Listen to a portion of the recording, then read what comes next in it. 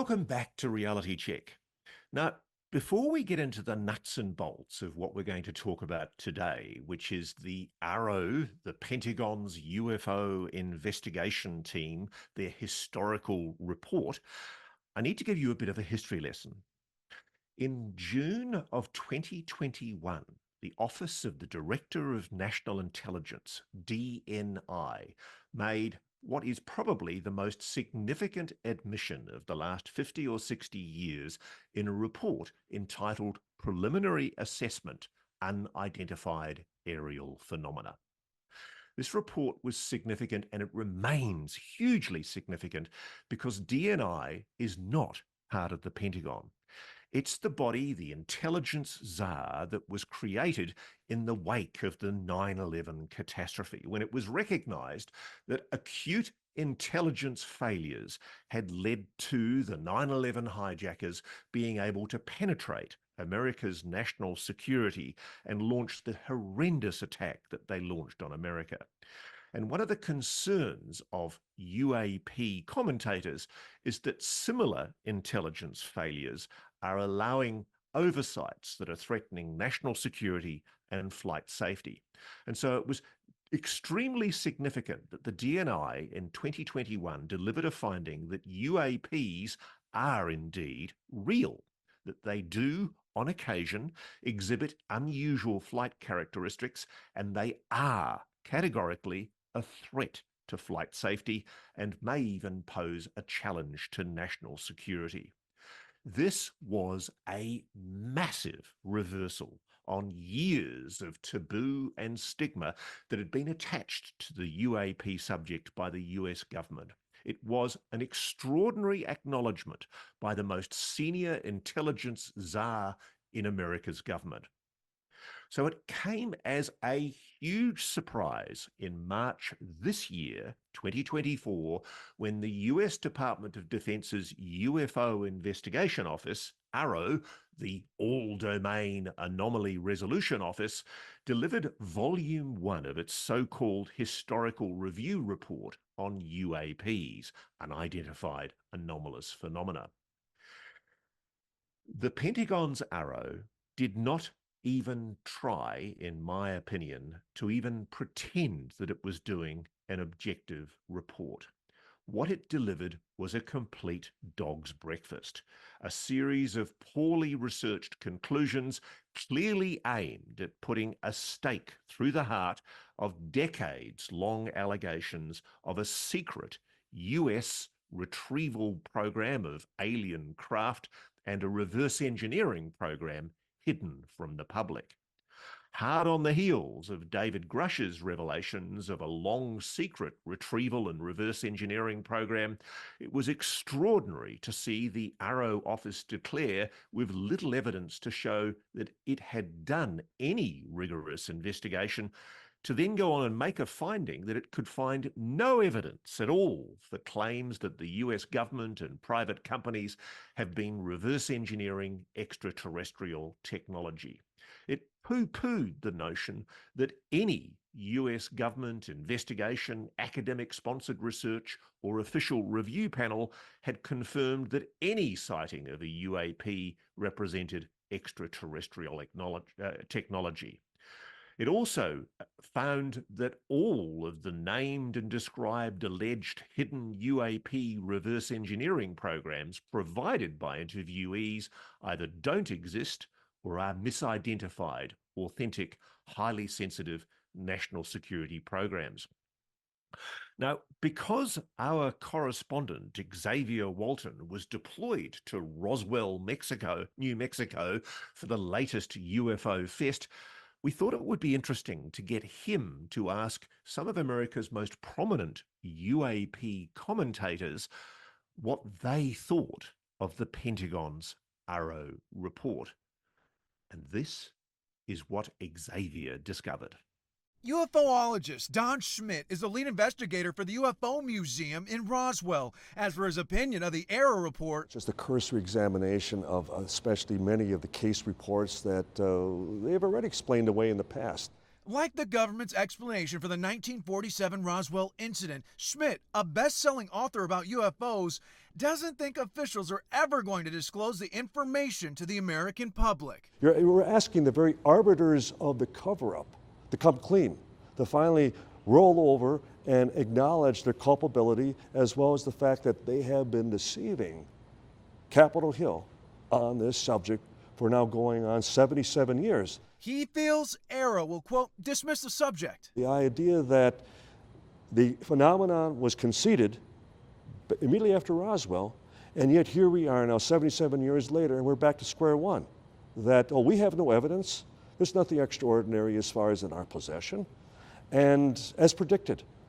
And I don't anticipate that we are, again, ever going to have disclosure. I really don't, because they are that entrenched as far as in making sure that this never comes out. Schmidt isn't alone in his thinking. We need, as the researchers, to be able to verify it. If I came forward to you and said, well, I know this about UFOs and you can go to this source, you go to that source to find out. Have I communicated convincingly and properly what is in that other document or that other person said? With here, the AARO report, we can do none of that. It's all classified material. UFOologist and military veteran Kevin Randall has written over 36 books about UFOs. He questions former AARO director Sean Kirkpatrick, as well as AARO's research and reporting. He says, we've come to these conclusions. They don't provide us with any information we can check. They give us one or two reports that they claim they've solved, but we can't verify anything. What we need to be able to do is read the report and verify it. You tell us this, and we need, as the researchers, to be able to verify it. Even before any of AARO's conclusions were made public, the Roswell Daily Record's UAP reporter, Toby Martinez, had low expectations. I didn't expect anything new from the report. I figured it would say there was no, evidence of extraterrestrial life sightings, which directly goes against what David Grush came out and testified as to last year, saying that we've recovered craft and biologics. So while I wasn't surprised, I was a bit disappointed. Grush, a former UAP task force representative, in a NewsNation exclusive last year, the UFO whistleblower spoke about his findings and his claims the government does have proof of alien life, but they aren't disclosing it. The head of the Pentagon's UAP investigations program, Dr. Sean Kirkpatrick, told Congress AARO, that's the Pentagon's UFO investigation body, has found no credible evidence thus far of extraterrestrial activity, off-world technology, or objects that defy the known laws of physics. While a large number of cases in our holdings remain technically unresolved, this is primarily due to a lack of data associated with those cases. Was that a lie? Well, I know Dr. Sean Kirkpatrick. I've known him for about 8 years. And, I expressed some concerns to Dr. Kirkpatrick about a year ago and told him what I was starting to uncover. And he didn't follow up with me. And he has my phone number. He could have called me. Like Grush, the experts we spoke with in Roswell have little faith the government will ever tell us what they really found. I don't think we're going to get answers through AARO. I don't. I think their job is to investigate cases. I think they're only going to release ones that are easily explainable. I still personally maintain it's a cover-up of ignorance, that they still don't have any solid answers themselves. I think that's why there's a large faction of the Pentagon that even would equate this to something almost supernatural, magical, that we can't bridge that technology. It is that beyond the pale, so to speak. So they don't know from where, from why, or from who. So what do they disclose? So I can even sympathize with their position in all this. So, Xavier, welcome to Reality Check. Clearly, the experts aren't buying it. Ross, thanks for having me, and to say the least, right? So we were out there for a few days, and it was interesting, right? You and I, you can look at a person and you can read their body language. They don't have to say a word. The moment you ask them, at least for me, there in Roswell, and some of the biggest names when it comes to UFO research, Don Schmidt, Kevin Randall, these guys that have been doing this at it for decades, and you bring up the AARO report, and almost immediately, I'll be honest, I don't want to say it seemed like they were offended that we were asking them about that, but it almost, you could sense that they didn't take it seriously because they didn't take the AARO report seriously. They're like, that what the government put out was, I mean, it was a joke. And honestly, it was what a lot of people just said was, it was expected. You know, that's what we were expecting. You know, we weren't surprised by the lack thereof or the substance or anything like that. And to be honest, you know, that when you talk to people, some of the UFOologists that we spoke to, that was their take on it. You know, we weren't surprised at all because why would we be? This is what we expected all along when it comes to UAPs or UFOs or anything of the sort when it comes from the government. One of the things that I think we should all doff our hats to is the extraordinary work that, you're quite right, Don Schmitt and Kevin Randle have done over the years. The two of them have probably done more to expose what really happened at Roswell in 1947 than any other researchers. Their work is formidable. And what characterizes it, Xavier, is methodical, detailed interviews with first-person witnesses. They've done the homework. They've tracked down the first-person witnesses who have direct knowledge, first-hand evidence of what really went on. And I'm just interested to know, because one of the things that I know David Grush has pointed out is that AARO made this declaration without interviewing any of the witnesses that he has provided to the Congress. And he's refused point blank to cooperate with AARO because, like a lot of people, he doesn't trust them. He doesn't think that their endeavours to investigate the phenomenon are indeed objective or fair. Was that the impression you got from Kevin Randle and Don Schmitt? Absolutely. And you know, it was interesting because I was speaking to Kevin Randle and not knowing, you know, how many years he's been at it. He's written like something like 30 books, and that, you know, pales in comparison. You think about all the people he's talked to, and then he started talking about this report, and he was almost discrediting it because of the fact that did they even do their homework, you know? And I think he was, again, I don't want to say he was offended by this report, by no means, but in my mind, it almost seemed like it was doing everyone a disservice. Like the report itself was just a waste of time. Like you're wasting our time telling us what either A, we know, or A, we don't know, but you're not giving us anything new. And I think that was the sentiment from talking to Kevin Randle, talking to Don Schmitt too. I mean, they had more information from their sources and the people that they're tapped into, their networks. And the AARO report, in their eyes, didn't even scrape the surface of what should be, you know, publicized and discussed with the public. And I think that's why they were just a little, I'll say disappointed, to be polite. And that's why they weren't surprised as to what the AARO report was when it came out. It's actually very instructive to look at the history of what they uncovered about Roswell, because if we go back to 1947, when the story first broke, the public was told, and there was a huge press release put out by the Roswell Army Air Force Base announcing that they had indeed found a flying disc. And the PR man for the military, a guy called Walter Haut, from recollection, he's one of the people that Don Schmitt and Kevin Randle interviewed. And Haut, before he died, did a deathbed deposition where he flatly admitted that he was basically put up to a lie. And similarly with their conversations with Major Jesse Marcel, who was the intelligence officer who actually went out to the site. The one thing I respect and admire Don and Kevin for is that they've done their homework. They've gone on the ground. And the thing that really shocks me is how poor, in comparison, the efforts by the Pentagon's UFO office are. If what they're trying to do genuinely is to try and rebut and to be seen to be scientifically rebutting the claims that are being made of some kind of conspiracy, of recovered non-human craft, of recovered bodies, the very way that the AARO Historical Review report was written has actually undermined their credibility and done more to strengthen the belief in a conspiracy and a cover-up than the other explanation, which is that it's all nonsense and that it really was a spy balloon. Is that your impression from Kevin and Don as well in relation to the AARO report? Absolutely. And you said something just a second ago. Use the word genuine, Ross. And when it comes down to it, I don't think that, AARO was genuine in being objective when they were going about this report. And that's at least coming from both Don and Kevin.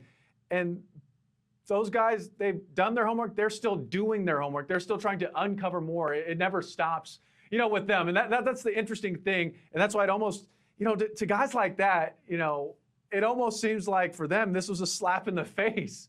There was another guy I talked to who is, he's a UAP reporter for I think it's like the Roswell Daily Record, Toby Martinez. And he's another guy who is, deep into this and has been studying it for years.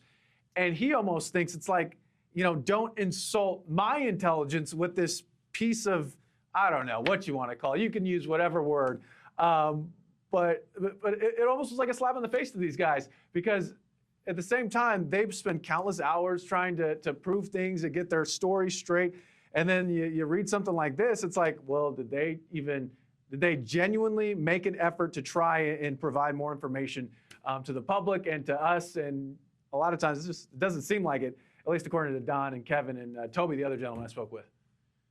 Well, one of the things that we do know from the preliminary inadvertent leaking of Lou Elizondo's book. Lou Elizondo, of course, had served in the Pentagon investigating UAPs for the military. And in the inadvertent release of his book by the publishers in the United Kingdom, which have been leaked all over the web in the last few weeks, what we do know is that Lou apparently says that the Roswell crash was a real crash of extraterrestrial craft. So that's going to be a very interesting revelation to actually see the detail on in Lou's book. It would appear that there is some, if you like, semi-official confirmation from somebody who's been inside the loop in the Pentagon. So watch this space. Xavier, I think I'd also like to conclude by asking you, what was the local reaction? What are people thinking on the street? The sort of people who are attending UFO Fest are obviously believers. They're people who are convinced about the reality of, if you like, a non-human intelligence on this planet. But did anybody talk to you on the street? Were the locals angry at what's happening inside the Pentagon, at the perception that there's perhaps another cover-up happening 77 years after the first one took place in Roswell in 1947? Yeah, I don't think, and this is just talking to locals there, it's hard to get angry and be frustrated when it's something you've been, enduring your entire life. Like, it's the same thing with this report from AARO, or the AARO report. They weren't angry, so to speak, because they expected it.